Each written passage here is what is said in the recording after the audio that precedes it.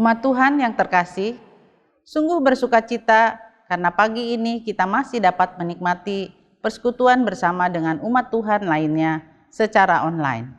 Patutlah puji dan syukur kita panjatkan kepada Allah yang senantiasa memelihara kehidupan kita di tengah situasi sulit sekalipun. Mari kita berdiri. Bernyanyilah gembira bersama dengan teman, sahabat, dan segenap anggota keluarga. Nyanyikan dan gaungkan nama Tuhan yang kudus dengan hati yang bersukacita.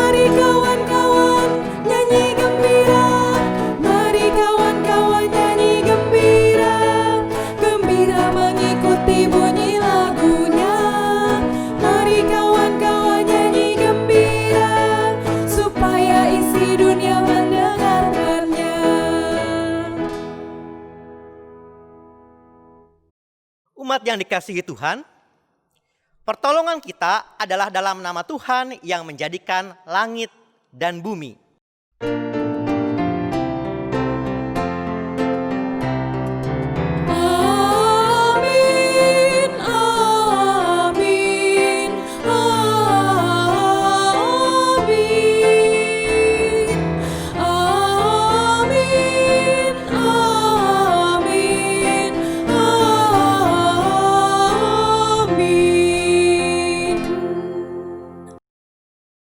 Tuhan beserta saudara.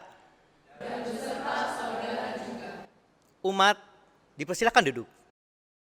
Umat Tuhan yang terkasih, kita mungkin pernah menemukan orang-orang yang bertindak tidak menyenangkan, bahkan cenderung merugikan orang lain. Di lingkungan sekolah, pekerjaan, bahkan di gereja sekalipun. Hingga pada waktu tertentu, kita merasa perlu untuk menyampaikan teguran kepada saudara kita karena tindakan mereka yang mungkin kelewat batas. Namun, seringkali kita mengurungkan niat untuk melakukannya karena khawatir relasi kita memburuk dengan dia. Atau sebaliknya, kita menegur secara berlebihan dengan motivasi untuk menjatuhkan sesama. Firman Tuhan hari ini akan disampaikan melalui tema Saudara yang Menjaga dengan Kasih. Bagaimana hal ini dapat kita lakukan ketika sesama kita melakukan tindakan yang salah dan merugikan orang lain? Di dalam waktu hening, mari kita renungkan dan siapkan hati kita untuk menerima firman Tuhan dan bersedia diubah olehnya. Diberikan waktu kepada umat untuk berdoa secara pribadi.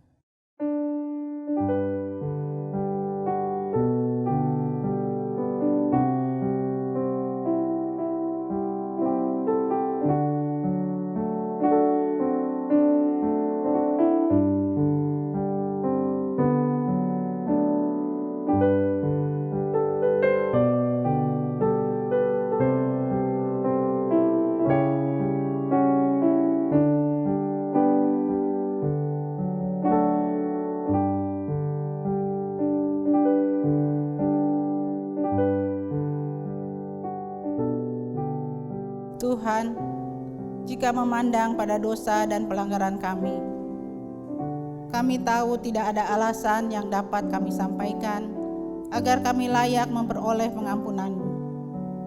Maka hanya karena kemurahan hati Tuhan saja, kami berani datang dan memohon ampunan atas dosa kami. Kami mengecewakan hati sesama kami dalam banyak hal yang kami pikirkan, katakan, dan lakukan. Bahkan kami merasa layak untuk menegur sesama kami di dalam kekeliruan mereka. Mungkin diam-diam kami menegur bukan bertujuan untuk membangun, tapi menjatuhkan sesama. Tuhan, ampunilah kami, hapuskanlah dosa kami, dan mampukan kami memperbaiki diri, agar semakin hari kami semakin layak dan indah di hadapan hadirat-Mu yang kudus. Di dalam nama Tuhan Yesus Kristus, kami berdoa dan memohon. Amin.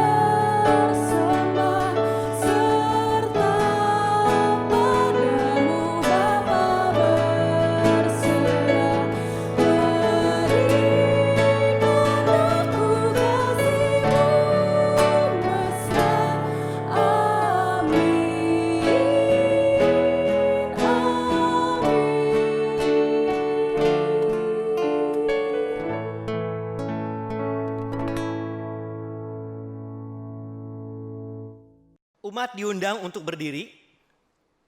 Bagi setiap kita yang telah mengakui dosanya di hadapan Tuhan, dengarkanlah berita pengampunan dari Yeremia pasal 33 ayat 8. Demikian firman Tuhan. Aku akan mentahirkan mereka dari segala kesalahan yang mereka lakukan dengan berdosa terhadap aku. Dan aku akan mengampuni segala kesalahan yang mereka lakukan dengan berdosa dan dengan memberontak terhadap aku. Di dalam Kristus engkau telah diampuni. Di dalam Kristus engkau pun telah diampuni. Damai Kristus bagimu. Damai Kristus bagimu juga.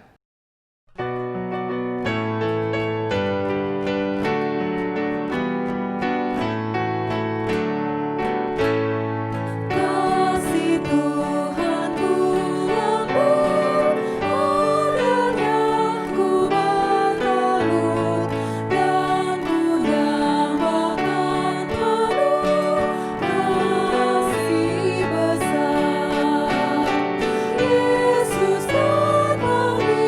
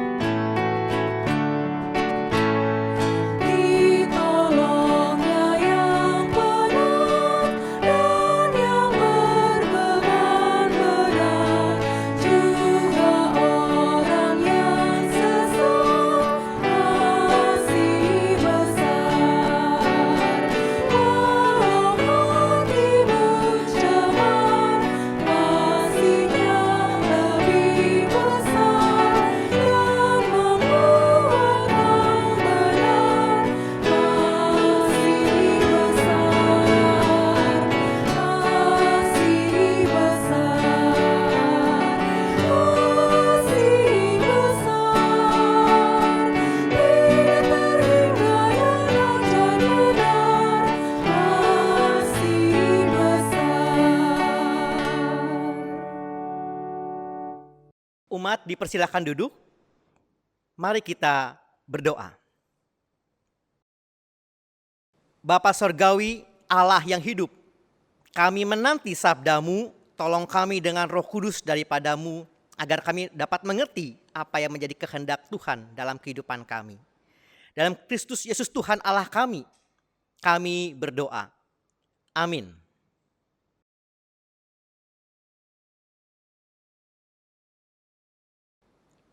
Mari kita berdiri untuk menyambut Injilnya.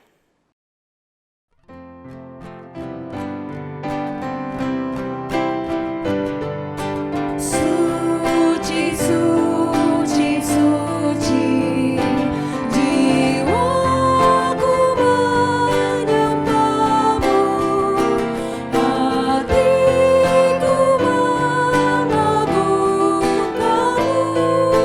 suci Kau Tuhan. Suci, suci, suci, jiwaku menyembahmu, hatiku mengagungkanmu, suci Kau Tuhan.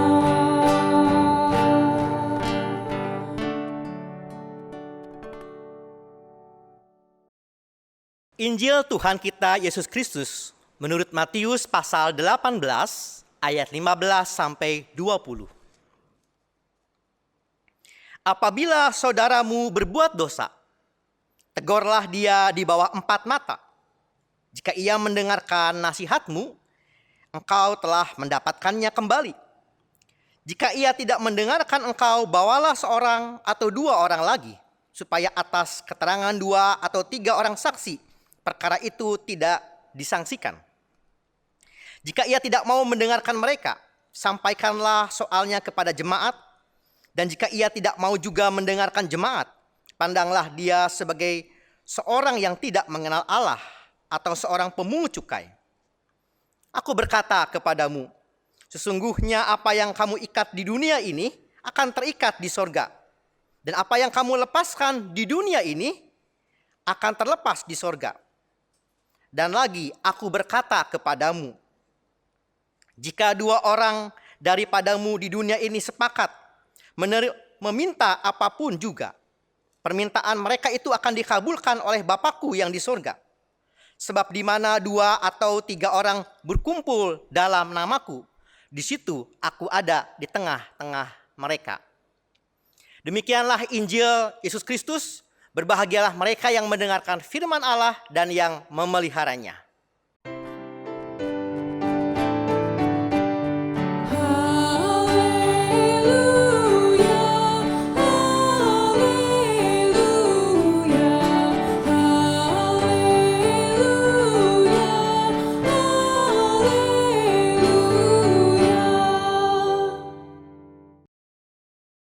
Umat dipersilakan duduk. Umat yang terkasih dan mengasihi Tuhan Yesus, tema kita pada kesempatan saat ini adalah saudara yang menjaga dengan kasih. Saudara yang menjaga dengan kasih. Setiap orang pada dasarnya tidak senang menerima teguran. Karena dengan teguran orang dapat merasa dipermalukan. Ada sebuah ungkapan, ada sebuah istilah yaitu paisengki. Paisengki merupakan sebuah cara kalau mau menegur orang rasanya tidak enak hati. Tetapi bagaimana kalau misalkan kita berjumpa dengan sebuah keadaan, ada orang-orang yang mengganggu di dalam pertumbuhan iman atau bahkan merusak pertumbuhan iman jemaat. Apa yang harus kita lakukan? Apakah mengabaikan begitu saja, pura-pura tidak tahu? Atau kita mau menegur? Tetapi ketika kita akan menegur, kita dapat merasa tidak enak hati. Yaitu tadi, budaya paisengki. Apa yang seharusnya kita lakukan? Di dalam Injil Tuhan Yesus Kristus menurut Matius pasal 18, yang tadi kita baca di dalam ayat 15 sampai ayat 20, menceritakan tentang sebuah panduan bagaimana menasihati orang. secara khusus ketika ada orang yang berbuat dosa. Di dalam ayatnya yang ke-15, apabila saudaramu berbuat dosa, tegurlah ia di bawah 4 mata. Di dalam ayat 15 ini jelas berbicara mengenai tentang sebuah dosa. Sehingga yang ditegur bukan soal kinerja atau penampilan. Ini ketika ada umat yang melakukan sebuah dosa. Apa itu dosa? Dosa adalah melenceng dari kehendak Tuhan, hamartia. Kalau kita membandingkan dengan di dalam Ulangan, ada yang 10 hukum Tuhan, ya, di dalamnya jangan membunuh, jangan berzina, jangan mencuri, dan sebagainya sampai 10. Ketika ada umat yang melakukan sebuah pelanggaran atau melakukan dosa, melenceng dari rancangan Tuhan, melenceng dari kehendak Tuhan, apa yang harus kita lakukan? Tuhan Yesus menyampaikan sebuah panduan. Yang pertama adalah di sini disampaikan, tegurlah dia di bawah 4 mata. Ini mau menyampaikan sebuah etika supaya orang tidak dipermalukan. Ada bentuk klarifikasi, tetapi orang dihargai terlebih dahulu. Selanjutnya, jika ia mendengarkan nasihatmu, engkau telah mendapatkan kembali. Nah, di sini ada kata mendapatkannya kembali. Apa maksudnya dari mendapatnya kembali? Mendapatnya kembali artinya ketika kita mau menyampaikan sebuah teguran, ketika kita melihat ada umat yang melenceng di dalam iman atau mengganggu pertumbuhan iman jemaat, pertama di sini tujuannya adalah untuk mendapatkan kembali. Jadi dengan teguran, ketika orang melakukan sebuah kesalahan, ada teguran yang disampaikan, tujuan dari teguran bukan untuk menghancurkan, tetapi untuk mendapatkannya kembali. Sehingga tujuannya adalah mendapatkannya kembali, dan juga motivasinya tentu di dalam kasih, supaya orang dapat kembali pada jalan yang dikehendaki oleh Tuhan. Kita lihat lagi, ya. Nah, bagaimana jika orang tidak mau mendengarkan engkau? Bawalah seorang atau 2 orang lain, supaya atas keterangan 2 atau 3 orang saksi, perkara itu tidak disangsikan. Ini merupakan tahap kedua dari bentuk etisnya juga. Bagaimana ketika seseorang, kalau ada orang yang kemudian ditegur, merasa tidak bersalah atau tidak berdosa, meskipun sudah ada bukti-bukti. Kemudian di sini menyampaikan pada sebuah tahap yang lebih lanjut, yaitu memanggil para saksi. Memanggil para saksi merupakan bentuk konfirmasi lanjutan. Ketika orang melakukan kesalahan di dalam iman, agar mau untuk kembali atau menyatakan bahwa dirinya bersalah ketika dia memang bersalah. Dan kemudian tahap selanjutnya adalah jika ia tidak mau mendengarkan mereka, sampaikanlah soalnya kepada jemaat. Dan jika ia tidak mau juga mendengarkan jemaat, pandanglah dia sebagai orang yang tidak mengenal Allah atau seorang pemungut cukai. Ini merupakan sebuah tahapan-tahapan teguran. Dan dengan sebuah prosedur, tidak mempermalukan, tetapi ada konfirmasi. Dan juga ketika hal itu dilakukan tentu dasar dan tujuannya agar bagaimana orang dapat kembali kepada jalan Tuhan. Ada tujuan yang jelas, ada dasar yang jelas. Kalau kita membaca secara bagian selanjutnya di ayat yang ke-18. Aku berkata kepadamu, sesungguhnya apa yang kamu ikat di dunia ini akan terikat di sorga. Dan apa yang kamu lepaskan di dunia ini akan terlepas di sorga. Bagian di dalam ayat 18 ini mau mengingatkan umat, mengingatkan setiap orang bahwa peran untuk menegur adalah peran dari setiap orang. Bukan peran orang tertentu saja, tetapi merupakan sebuah peran. Setiap orang berperan, terpanggil, bertanggung jawab ketika ada yang salah untuk menyatakan kesalahan, bukan mengabaikan. Dan di ayat yang ke-20, sebab di mana 2 atau 3 orang berkumpul dalam namaku, di situ aku ada di tengah-tengah mereka. Di ayat 20 ini mau menyampaikan sebuah penyertaan Tuhan. Tuhan menyertai setiap upaya ketika kita membimbing orang ke dalam jalan yang benar. Jalan yang tetap ada di jalan Tuhan, rancangan Tuhan. Tuhan akan menyertai. Yang menarik umat sekalian adalah ya, di sini dikatakan bahwa di ayat yang ke-15, apabila saudaramu berbuat dosa, tegurlah ia di bawah 4 mata. Menegur orang, menegur dia. Di sini Tuhan Yesus mau menyampaikan ada 2 hal yang berbeda. Pertama, ada perbuatan dosa atau juga ada orang. Ada hal orang yang dilakukan, tapi juga ada perbuatan, tetapi juga orang. Apa maksudnya? Tegurlah dia. Di sini Tuhan Yesus mau menyampaikan, kalau ada seseorang yang melakukan dosa, perbuatan dosa tetaplah dosa. Tetapi bukan berarti kita melakukan pengabaian. Kalau ada seseorang berbuat dosa, kemudian kita pura-pura tidak tahu. Tentu bukan itu yang menjadi maksudnya. Kalau kita mau menegur orang, Tuhan Yesus mau menyampaikan, perbuatan dosa itulah yang ditegur. Tetapi kita tidak boleh membenci terhadap orang itu. Di dalam Matius pasal 5 ayat 44, kasihilah musuhmu dan berdoalah bagi orang yang menganiaya kamu. Artinya ketika kita mau menegur orang, perbuatan salah tetap salah. Yang salah tetap harus kita nyatakan salah. Tetapi bukan berarti kita membenci orangnya. Ini 2 hal yang harus kita bedakan antara perbuatan dosa dengan orangnya. Tuhan mau mengampuni ketika orang mau menyadari akan kesalahannya, mengalami pertobatan, dan kemudian kembali ke dalam jalan Tuhan. Di sini juga bagaimana kita mau diingatkan ketika kita mau menegur orang, membimbing orang kepada jalan Tuhan.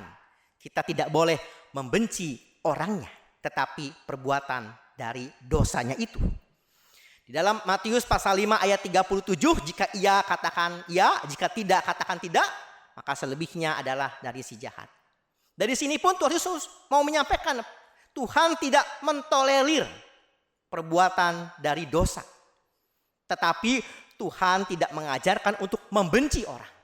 Ketika kita mau menegur orang, maka kita mau lihat perbuatannya yang salah, itulah yang kita tegur. Tetapi kemudian orangnya tidak boleh kita benci. Dengan demikian kita melihat bahwa ada sebuah subjektivitas, ada sebuah hal yang objektif. Bukan berarti kita menjadi benci terhadap orang. Tidak. Umat yang dikasihi Tuhan, Tuhan Yesus mengingatkan kita. Ketika kita mengasihi orang, tetapi kalau ada orang yang berbuat tidak baik ataupun perbuatan dosa itulah yang harus kita tegur dan jangan kita abaikan. Dari hari ini kita mau lihat bagaimana ada sebuah proses pembimbingan. Ketika orang yang mau bersalah kemudian diingatkan, tidak didiamkan. Tapi ada sebuah proses pembimbingan di dalam kasih. Tujuannya adalah kasih. Dan dengan sebuah pembimbingan yang baik, tentu yang tidak mempermalukan. Stephen Covey dalam bukunya 7 Habits mengingatkan bagaimana ketika ada sebuah istilah yaitu namanya tabungan kepercayaan, tabungan relasi. Kalau kita menyampaikan teguran kepada orang lain, tetapi kalau relasi kita baik, maka pada dasarnya dapat disampaikan teguran itu dengan baik. Tapi ada kalanya kita hadir dalam sebuah budaya, kita lebih mudah mengkritik orang, lebih menyampaikan teguran, tetapi kita lupa untuk juga kita melihat sebuah relasi di dalam orang tersebut. Kita perlu juga melihat sebuah relasi itu membangun relasi. Membangun relasi bukan berartinya yang tadi dalam sebuah ungkapan Pai Sengki. Kalau sudah dekat, kita jadi enggak berani negor. Tentu bukan itu maksudnya. Tetapi yang mau kita lihat adalah ketika kita bisa dekat dengan orang, kita pun dipanggil untuk menyatakan sebuah kebenaran. Yang salah tetap katakan salah. Tetapi kita pun mau diingatkan, ketika seseorang melakukan sebuah hal kebaikan, jangan lupa untuk memuji orang. Bagian perikop ini selain juga berbicara mengenai soal teguran akan dosa seseorang, bagaimana juga ini dapat kita terapkan dalam kehidupan kita sehari-hari, yaitu seni untuk mengkritik atau seni menerima kritik. Di dalam kehidupan sehari-hari kita bisa berjumpa. Kalau ada perbuatan salah, Menurut umat sekalian, mana yang lebih mudah untuk kita lakukan? Mengkritik orang atau memuji orang? Kalau seseorang melakukan hal yang tidak baik, kita harus mengkritiknya. Tetapi juga jangan lupa, kalau orang tersebut melakukan kebaikan, kita pun harus belajar memujinya. Demikian juga dengan diri kita. Ketika ada di dalam diri kita sesuatu yang salah, kita pun dipanggil untuk menjadi berani dan jujur. Ketika diri kita melakukan sebuah kesalahan, maka kita pun harus berani mengatakan saya bersalah. Stephen Covey mau mengingatkan itu yang disebut dengan integritas. Yang salah, sampaikan yang salah. Tapi kalau ada hal yang baik, pujilah. Sehingga kritik bukan bertujuan untuk menjatuhkan, tetapi sebuah untuk membangun kehidupan iman kita. Dahulu saya waktu kelas 3 SD, saya pernah membolos. Saya pernah membolos sekolah selama 1 bulan. Setiap pagi saya berkata kepada ibu saya, "Mak, saya mau ke sekolah." Tetapi pagi saya ke sekolah, saya bukan berangkat ke sekolah. Saya pergi ke mall. Saya nunggu siang, waktu jam sekolah udah pulang, maka saya pulang dari mall kembali ke rumah. Pagi saya berbohong, siang pun saya berbohong. "Mak, tadi di sekolah begitu lelah." Padahal saya tidak ke sekolah, saya ke mall. Setiap hari saya melakukan hal tersebut. Setiap hari saya berbohong kepada ibu saya. Sehari 2 kali berbohong, pagi dan siang. Setiap hari sampai 1 bulan. Dan akhirnya teman mengetahui, Peter kemana 1 bulan tidak sekolah. Lalu teman saya datang ke rumah mengkonfirmasi kepada ibu saya. Itu juga merupakan bagian dari tidak mempermalukan. "Tante, Peter kemana? Sudah sebulan tidak sekolah." "Peter rajin sekolah." "Tidak tante, Peter sebulan tidak sekolah." Dari situ kemudian saya dicari oleh ibu saya.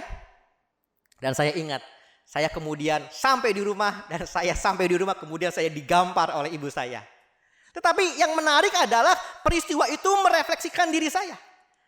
Ketika saya tiba di sekolah, saya dipanggil oleh kepala sekolah.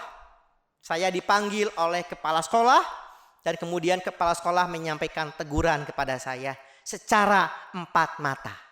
Ini merupakan juga aplikasi dari firman Tuhan. Saya dipanggil oleh kepala sekolah, "Peter, kenapa kamu membolos sekolah?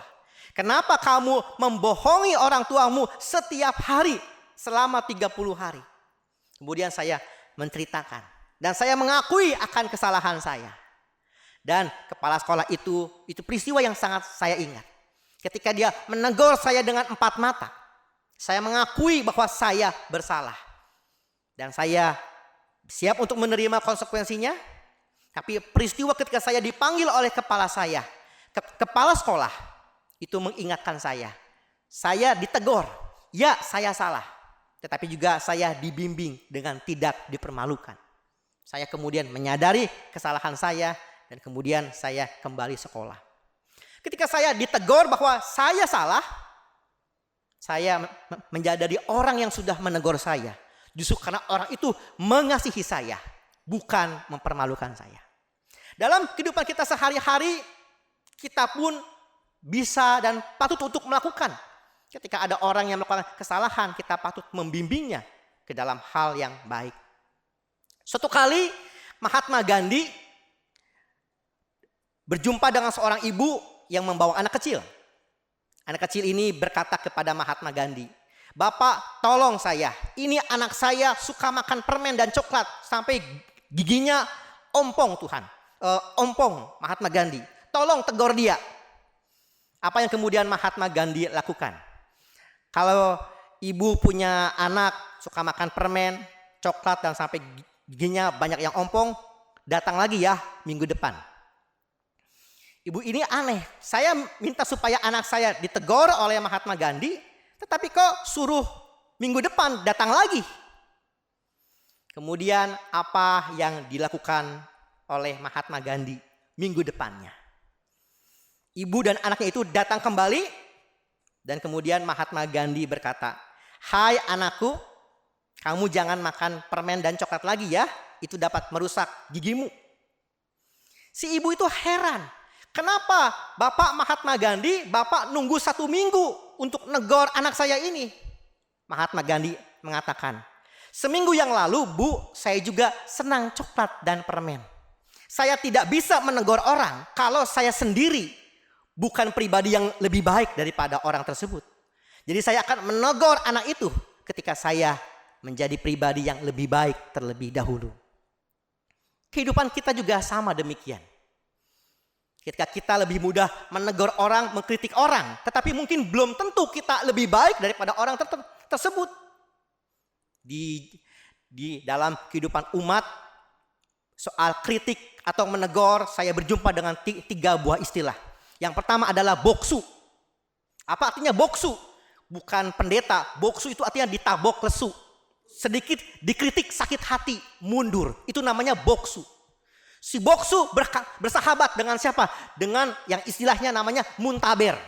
Apa itu muntaber? Mundur tanpa berita. Jadi kalau jadi anggota panitia ya, panitia Natal, panitia Paskah, berbeda pendapat, sakit hati, ada kritikan, mundur tiba-tiba hilang. Itu namanya muntaber, mundur tanpa berita. Banyak juga yang demikian.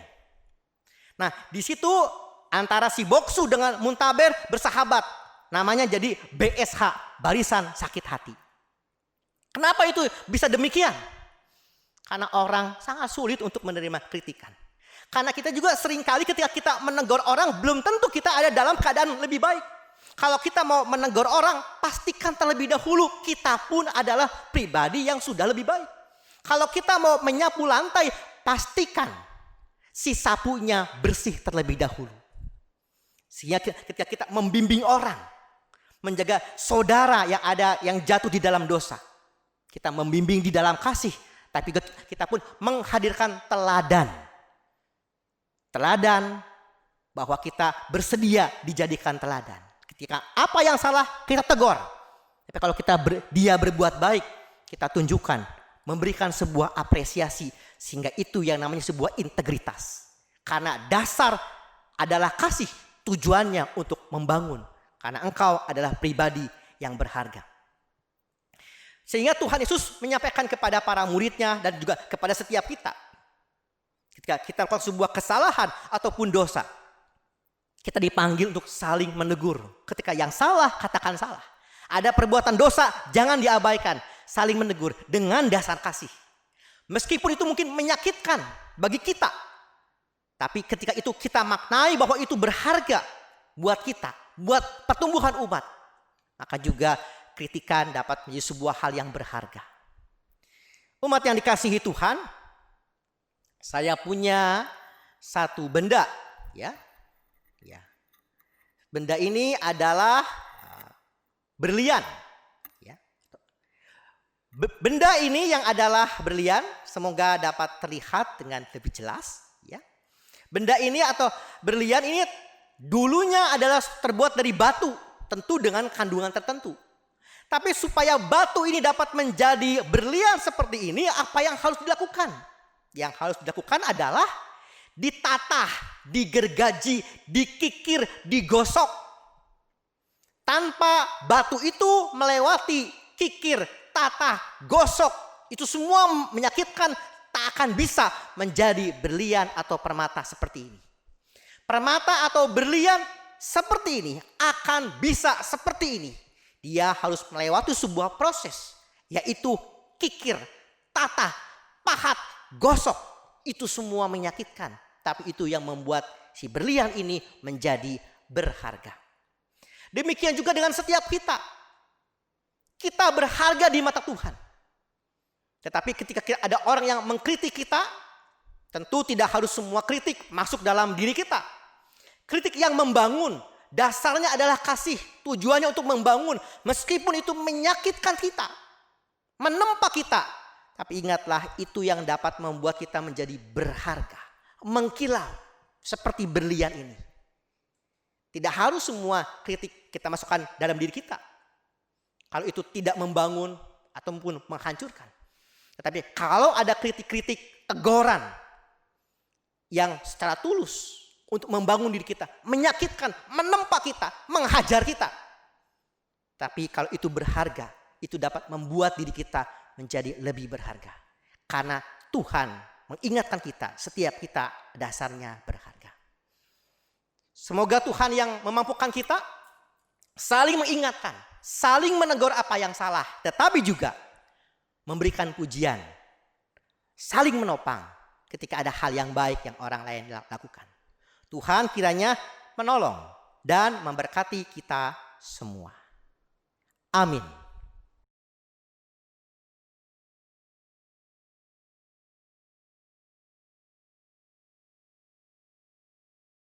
Mari kita berdiri bersama dengan umat Allah di masa lalu, masa kini, dan masa depan, mengingat janji baptisan kita dengan mengikrarkan pengakuan iman rasuli. Aku percaya kepada Allah, Bapa yang Maha Kuasa, Khalik langit dan bumi, dan kepada Yesus Kristus, Anaknya yang tunggal Tuhan kita, yang dikandung dari Roh Kudus, lahir dari anak darah Maria, yang menderita sengsara di bawah pemerintahan Pontius Pilatus, disalibkan, mati dan dikuburkan, turun ke dalam kerajaan maut. Pada hari yang ketiga, bangkit pula dari antara orang mati, naik ke surga, duduk di sebelah kanan Allah, Bapa yang Maha Kuasa, dan dari sana Ia akan datang untuk menghakimi orang yang hidup dan yang mati. Aku percaya kepada Roh Kudus, gereja yang kudus dan am, persekutuan orang kudus, pengampunan dosa, kebangkitan orang mati, dan hidup yang kekal. Amin. Amin. Umat dipersilakan duduk. Umat yang dikasihi Tuhan, marilah kita berdoa. Bapa Sorgawi, kami menyadari Engkau adalah Allah yang begitu mengasihi kami. Mampukanlah kami Tuhan meneladani Engkau ya Kristus. Dan kami mampu untuk juga membimbing sesama kami, menegur apa yang salah, dan memuji apa yang baik. Tuhan, pada kesempatan saat ini kami hendak berdoa untuk jemaat Tuhan di GKI Nurdin. Tuhanlah yang memberkati pelayanan majelis jemaat, badan pelayanan, segenap tim dan Pokja. Secara khusus Tuhan, di dalam pelayanan saat ini Tuhan, di dalam ibadah, baik yang online ataupun juga sebuah kerinduan akan ibadah onsite, Tuhanlah yang juga yang campur tangan menolong kami. Tuhan, kami juga hendak berdoa untuk bangsa dan negara dan tenaga medis yang tetap berjuang menangani wabah ini Tuhan. Kiranya wabah COVID-19 dapat segera berlalu. Tuhan, kami juga hendak berdoa untuk umat GKI Nurdin di dalam pergumulan, baik pergumulan sakit penyakit, Tuhan yang campur tangan memulihkan, menyembuhkan dalam kuasa kasih kehendak Tuhan. Juga untuk para pemuda yang mencari pekerjaan atau juga di dalam masa kuliah, Tuhanlah yang juga memberikan hikmat dan penyertaan. Ataupun juga keluarga yang merindukan anak, Tuhanlah yang juga memberikan anugerah kebahagiaan pada waktunya dalam kehendak Tuhan.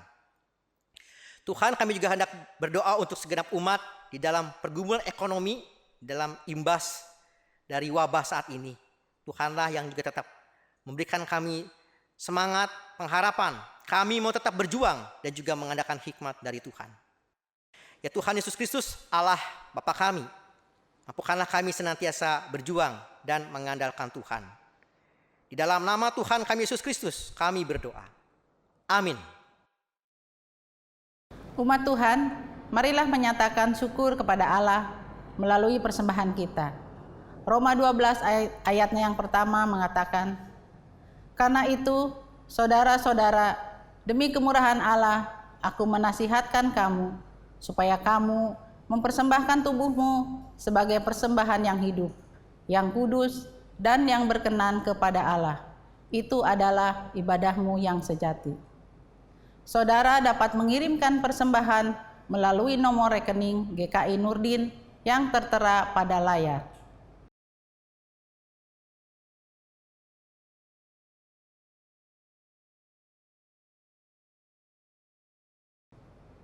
Atau yang juga dimuat di dalam warta jemaat online.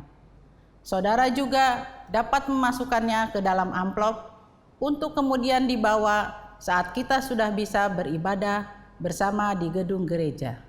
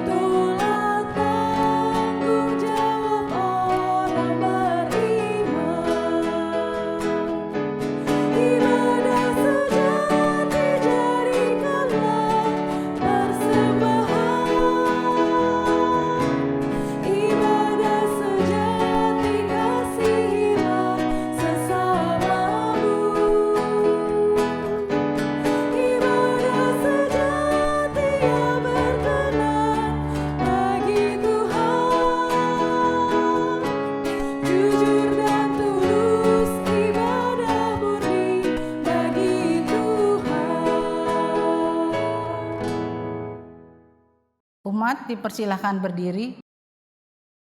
Mari kita berdoa. Terima kasih Tuhan untuk kebaikan-Mu di dalam hidup kami. Walau situasi hidup kami belakangan ini semakin terbatas dan sulit, namun kami bersyukur karena pernyataan Tuhan, khususnya melalui kehidupan teman, sahabat, keluarga, persekutuan, dan sesama kami yang lain. Ajarlah kami mengucap syukur untuk kehadiran mereka, memelihara relasi dengan baik, menegur dalam kasih, dan saling menjaga satu sama lain di dalam ketulusan. Pakailah kami juga untuk menjadi saluran berkat bagi gereja-Mu, sehingga semakin banyak lagi pekerjaan kasih yang dapat dilakukan, khususnya oleh GKI Nurdin, kepada sesama kami yang membutuhkan. Di dalam Kristus kami berdoa dan mengucap syukur. Amin. Umat Tuhan, pulanglah dalam damai sejahtera. Mari saling menjaga dan menegur satu dengan yang lain dalam cinta, kasih, dan motivasi yang tulus. Dengan demikian, nama Tuhan senantiasa dimuliakan melalui kehidupan kita dan sesama.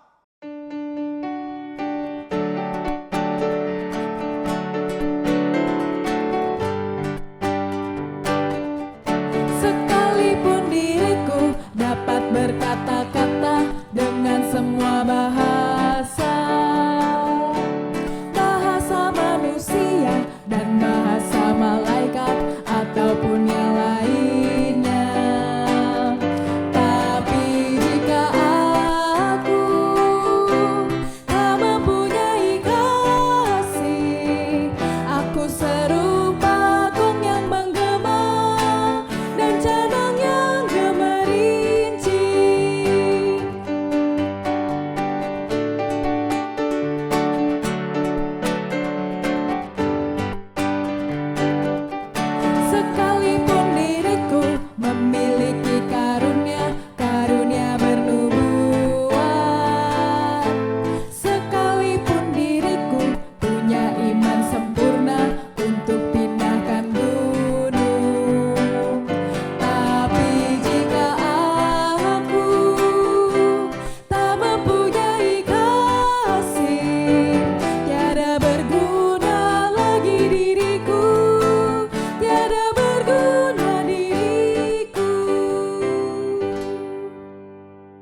Arahkanlah hatimu kepada Tuhan.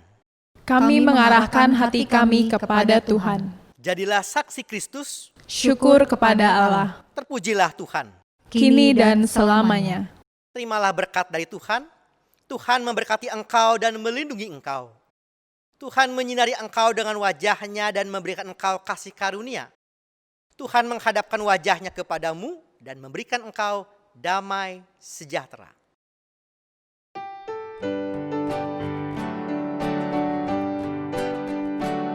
Haleluya, haleluya, haleluya, amin. Di setiap kata dan karyaku, haleluya, amin. Haleluya, haleluya, haleluya, amin. Di setiap kata dan karyaku, haleluya, amin.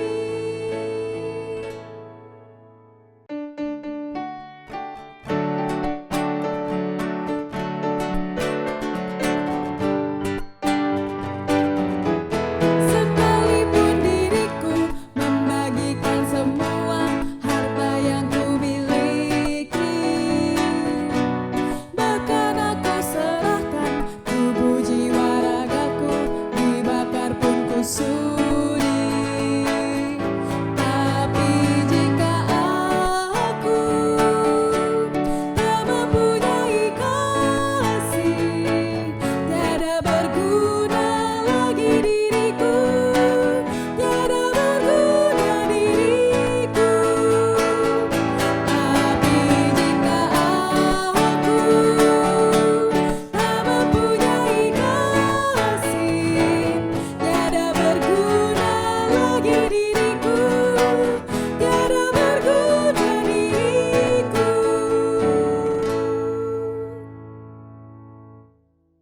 Ibadah telah selesai. Umat dipersilahkan duduk dan bersaat teduh. Selamat hari Minggu. Tuhan Yesus memberkati.